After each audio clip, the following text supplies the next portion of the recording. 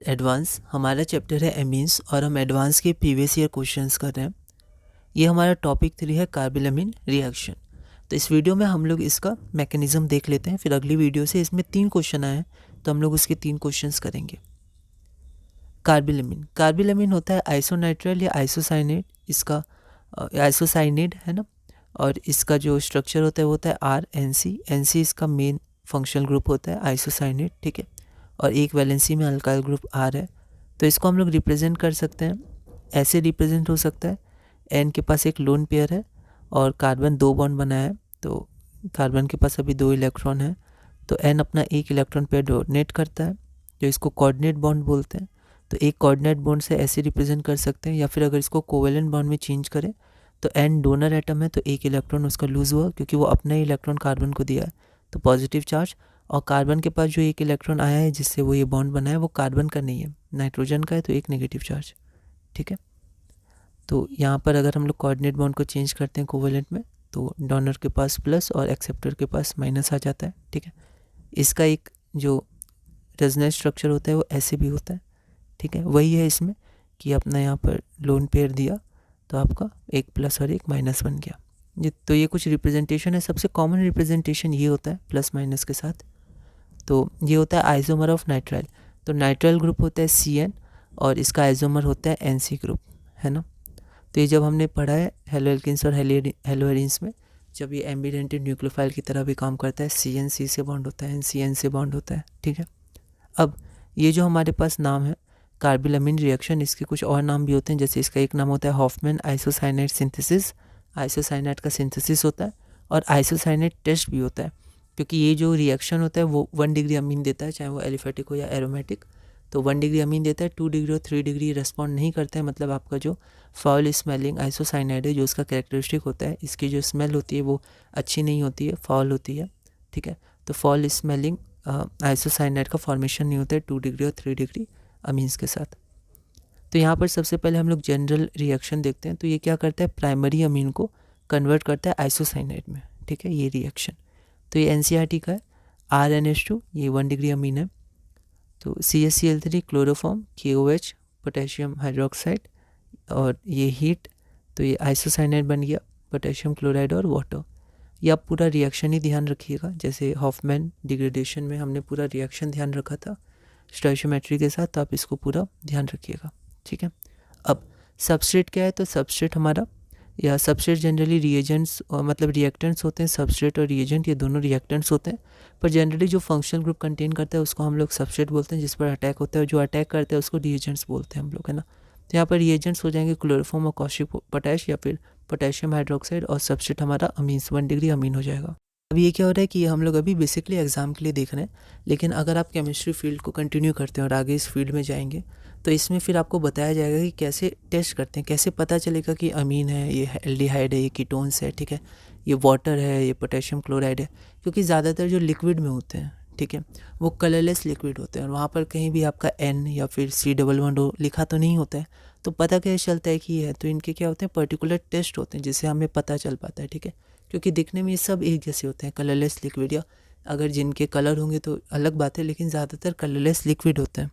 इसमें हम लोग फिर पढ़ते हैं कि practical chemistry, organic practical chemistry, तो उसमें उनके कुछ रिएक्शन से, या फिर जो हम लोग फिजिकल प्रॉपर्टीज़ देख पाए उनके स्मेल से, ऑर्डर से, या फिर उनके डेंसिटी से, कौन विस्कस होते हैं, कौन कम विस्कस होते हैं, या उनके पर्टिकुलर रिएक्शन से किसमें प्रेसिपिटेट बन रहा है, कौन कलर चेंज देते हैं, तो ये सब स्टडी की जाती है प्रैक्टिकल ऑर्गेनिक केमिस्ट्री में, ठीक है। तो यहाँ पर उनका फिजिकल प्रॉपर्टीज़ इसलिए जानना बहुत ज़रूरी होता है, इसलिए हम देखते हैं कि जो हमारे रिएक्शंस होते हैं उसमें बगल में लिखा जाता है सॉलिड, लिक्विड, एक्वस या गैस, जनरली ये 4 लिखा जाता है, ठीक है। तो अभी हमें उतना नहीं जानना है, ठीक है, पर फिर भी कुछ कुछ बातें तो बिल्कुल हमें जाननी है, क्योंकि एडवांस में जो क्वेश्चंस आते हैं आजकल, रिसेंट ईयर्स में डायरेक्ट क्वेश्चन अब नहीं पूछे जाते हैं, कुछ मिक्सचर में पूछे जाते हैं कि हमने ये रिएजेंट ऐड किया तो एक फाउल स्मेलिंग गैस निकली, या फिर एफरवेसेंस हुआ, ठीक है, तो हम समझ जाएंगे CO2 की बात हो रही है, या फिर रेडिश ब्राउन कलर गैस, फिर और भी कुछ फिज़िकल कैरेक्टरिस्टिक्स दिए जाते हैं, तो वो सब हमें ध्यान रखना होगा, बहुत डिटेल में नहीं जाना है, क्योंकि ये आगे रिसर्च के टॉपिक्स में आ जाते हैं जब हम लोग डिटेल स्टडी करते हैं और हम लोग सिंथेसिस मतलब प्रैक्टिकल स्टडी करते हैं। तो अगर आप इस फील्ड को कंटिन्यू करिएगा आगे, तो फिर आपको ये स्टडी करनी है, पर अभी बहुत ज़्यादा नहीं करनी है, बहुत ही बेसिक्स करनी है, ठीक है। तो इसमें मैंने कुछ लिखा है, जैसे जो मिथेनामाइन और इथेनामाइन होते हैं वो गैस होते हैं, ठीक है। एन मतलब कार्बन संख्या 1 और 2 हो, और उसके बाद अगर आप जाएंगे तो फिर वो लिक्विड हो जाते हैं, ठीक है। उसके बाद जाएंगे तो फिर जैसे जैसे अल्काइल चेन बढ़ती है तो सॉलिड होते जाते हैं, ठीक है। क्लोरोफॉर्म क्या होता है, तो एक कलरलेस लिक्विड होता है। KOH कॉस्टिक पोटेशियम क्या होता है, तो एक वाइट सॉलिड होता है, ठीक है।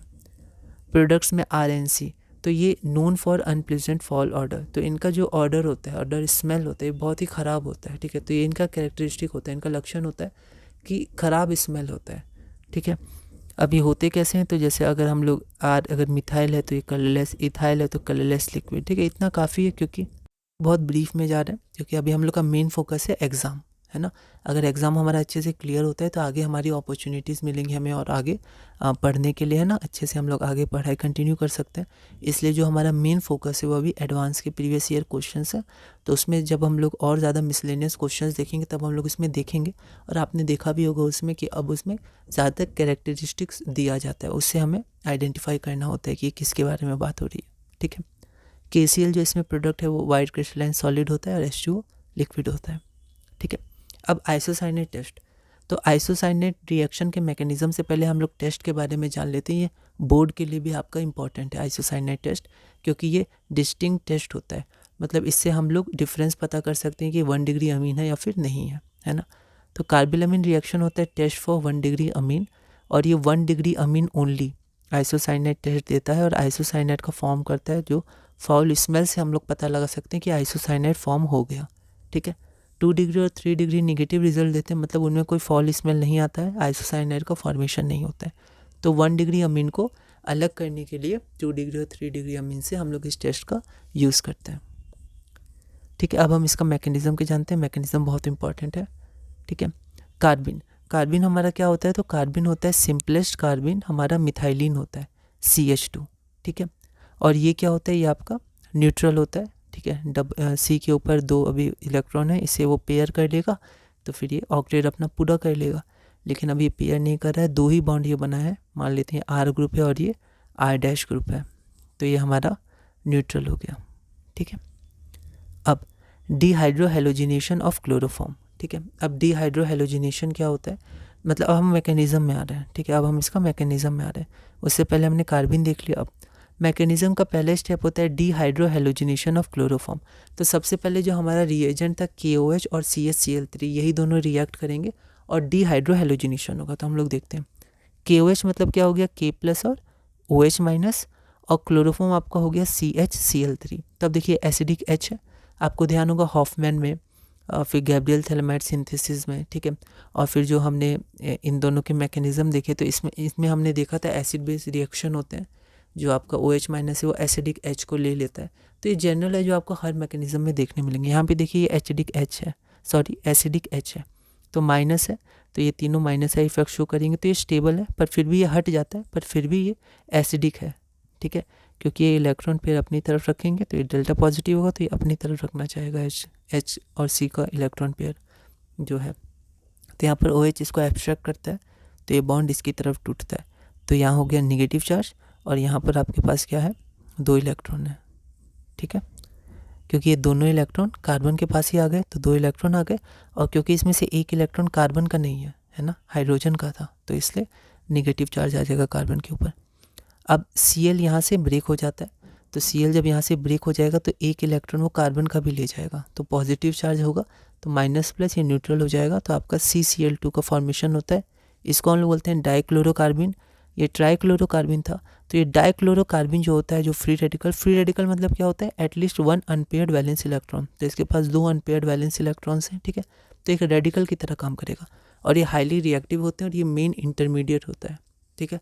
तो क्वेश्चन आया भी है, आप मेंस भी देख सकते हैं, मेंस की वीडियोस आप प्लेलिस्ट से देख सकते हैं, और ये अभी हम लोग एडवांस का कर रहे हैं, दोनों में हम लोग मीन्स में आगे बढ़ रहे हैं। तो डाइक्लोरोकार्बिन जो बनते हैं, हमारा मेन इंटरमीडिएट बनता है। अब यहाँ से K+ था और ये Cl-, तो यहाँ पर KCl भी बन जाएगा, ठीक है। तो यहाँ पर हमारा फॉर्मेशन हो गया डाइक्लोरोकार्बिन का। अब हम लोग आगे बढ़ते हैं, तो अब यहाँ पर सेकेंड में क्या होता है, इलेक्ट्रोफिलिक एडिशन ऑफ ये जो डाइक्लोरोकार्बिन हमारा बना to 1 degree amine, okay. Electrophilic क्यों, क्योंकि अभी इसको इलेक्ट्रॉन चाहिए, है ना। क्योंकि अभी इसको एक इलेक्ट्रॉन चाहिए ताकि ये बॉन्ड बना सके। कार्बन अभी क्या है, इलेक्ट्रॉन डेफिशिएंट स्पीसीज है, ठीक है। क्योंकि अगर हम देखें तो इसके पास 2 मतलब 2 और 2 4 2 बॉन्ड बनाया हुआ है और 2 6 इलेक्ट्रॉन से, इलेक्ट्रॉन डेफिशिएंट स्पीसीज है, ठीक है। तो 1 डिग्री अमीन से अब ये रिएक्ट करेगा सबस्ट्रेट से, ओके। तो ये NH2 है, इसके पास एक लोन पेयर इलेक्ट्रॉन है, तो यहाँ अटैक करेगा, ठीक है। तो यहाँ पर आपका क्या हो जाएगा, RNH, और ये देखिए एक बॉन्ड बन जाएगा और इसमें N के पास पॉजिटिव चार्ज आ जाएगा क्योंकि N ने अपना इलेक्ट्रॉन दिया, और कार्बन जो ये बॉन्ड बना इसमें से ये इलेक्ट्रॉन कार्बन का नहीं था, इसलिए निगेटिव चार्ज आ गया कार्बन के ऊपर, और 2 इलेक्ट्रॉन तो इसके पास थे ही, है ना, ये आ गया, ठीक है। अब देखिए मैंने क्या किया, इसको स्टेप बाय स्टेप किया। आप अगर मैकेनिज़्म पढ़िएगा अलग जगह से बिल्कुल, तो फिर आपको कोई 1-2 स्टेप्स एक साथ भी किए जा सकते हैं, कोई दिक्कत नहीं है, ठीक है। या फिर इसको और ज़्यादा सिंप्लीफाइड आप पढ़ सकते हैं, या फिर इससे 2 स्टेप्स एक साथ किए ऐसा भी आप पढ़ सकते हैं, कोई दिक्कत नहीं है, ठीक है।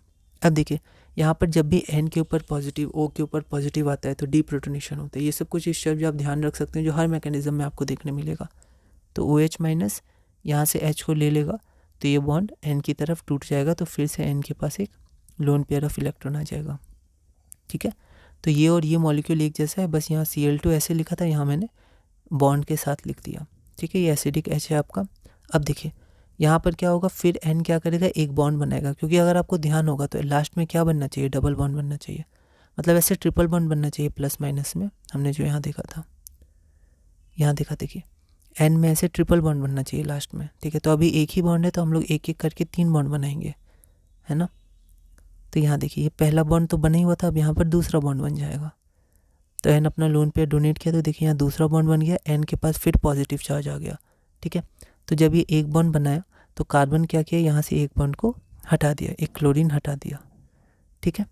तो यहाँ पर कार्बन नेगेटिव 2 चार्ज, अभी देखिए यहाँ पर एक Cl भी बन गया, KCl, ठीक है। तो आप देखेंगे 3 मोल ऑफ KCl था, अगर आपको ध्यान होगा तो, है ना। तो आप मैकेनिज्म से भी देख सकते हैं 3 कहाँ कहाँ बने हैं, 3 मोल ऑफ KCl, ठीक है। और 3 KOH है, मतलब 3 बार OH एब्स्ट्रैक्ट करेगा H को, है ना। तो यहाँ हम लोग देखते हैं यहाँ KCl बन गया। अब ये देखिए फिर से यहाँ प्लस चार्ज आ गया, फिर से एसिडिक H है तो फिर एक OH आएगा, फिर यहाँ से H को ले लेगा तो यहाँ H2O फिर फॉर्मेशन हो जाएगा, है ना। तो यहाँ पर आपका N के पास फिर लोन पेयर आया, जैसे लोन पेयर आया था आप देखें वो फिर से एक और बॉन्ड बनाएगा, जैसे यहाँ बनाया था अब यहाँ एक और बॉन्ड बनाएगा, तो अब देखिए आपका 3 बॉन्ड बन गया, ठीक है। 3 ही बॉन्ड चाहिए था, तो प्लस माइनस, अभी अपना एक Cl भी हटा दिया तो यहाँ भी एक KCl बन गया, तो यहाँ पर आपका फॉर्मेशन हो गया आइसोसाइनाइड का, ओके। अब इसका एक वेरिएंट अब आप और देख सकते हैं यहाँ पर, जैसे यहाँ तक तो था, अब यहाँ के बाद आप देखिए, ठीक है। यहाँ से क्या होगा, यहाँ से इंट्रामोलिकुलर H ट्रांसफ़र हो जाएगा। जैसे यहाँ से H कौन लिया था, OH माइनस लिया था, ठीक है।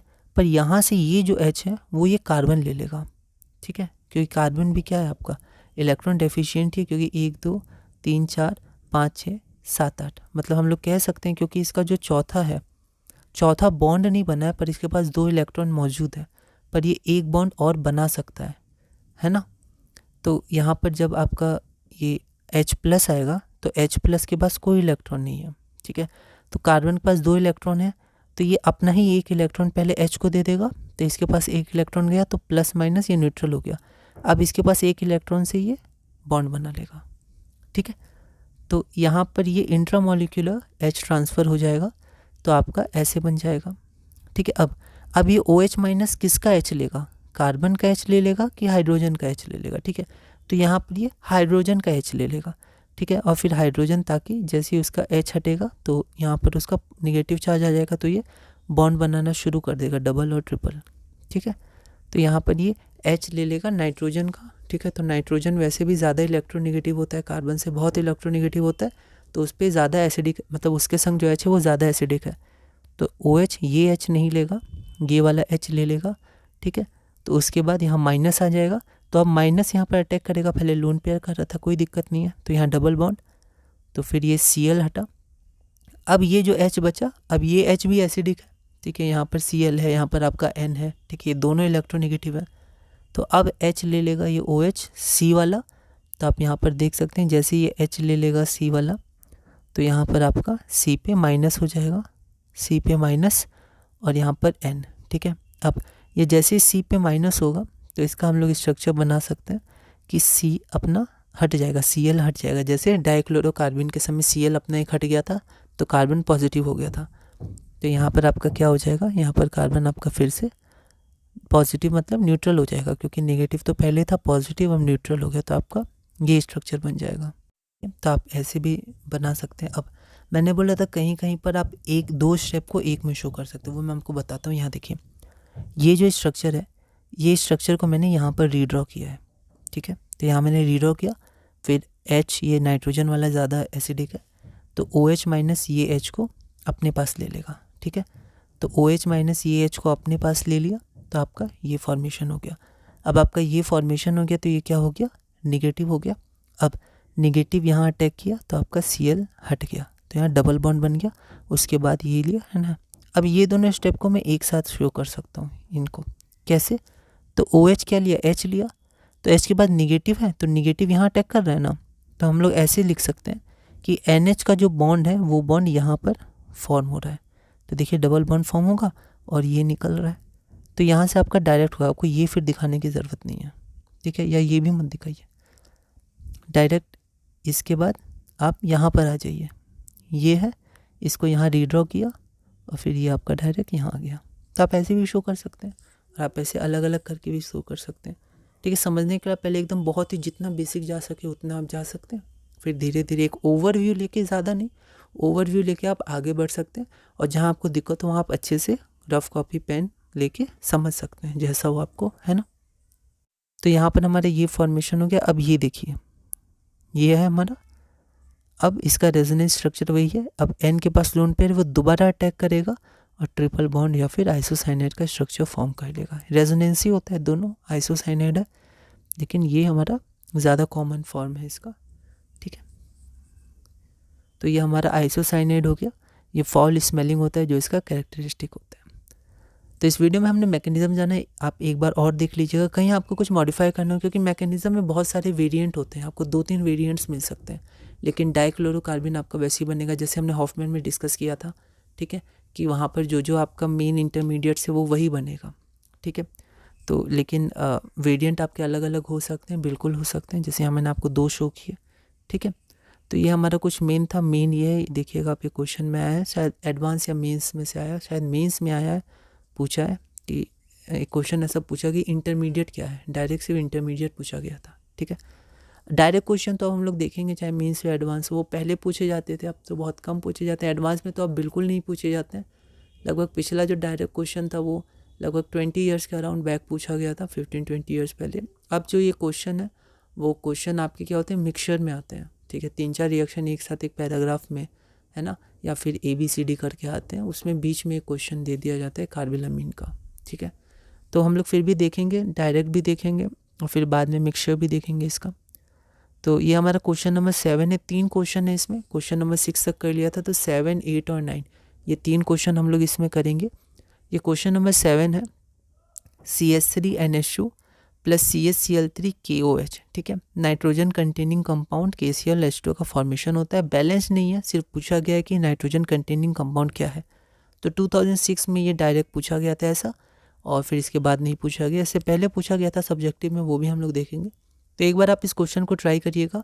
अगली वीडियो में हम लोग क्वेश्चन नंबर 7, 8 और 9 बनाएंगे और फिर धीरे धीरे अपने एमीन्स के टॉपिक्स को कंटिन्यू करेंगे।